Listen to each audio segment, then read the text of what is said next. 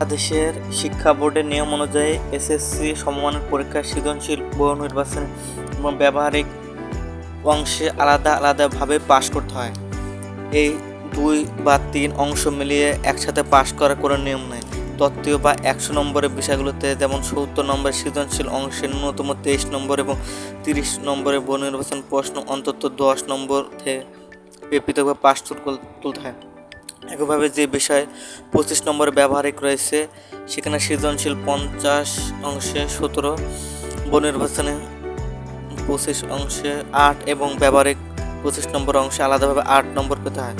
যদি কোনো শিক্ষার্থী একটি অংশে অনেক বেশি নম্বর পায় কিন্তু অন্য অংশে প্রয়োজন 5 নম্বরের চেয়ে কম পায়, তবে তাকে ওই বিষয়ে অকৃতকার্য বলে গণ্য করা হবে। শিক্ষা বোর্ড কখনোই দুটি অংশ মিলে গড় করে পাস দেয় না, তাই প্রতিটি অংশে পৃথকভাবে 5 নম্বর অর্জন করা আবশ্যক।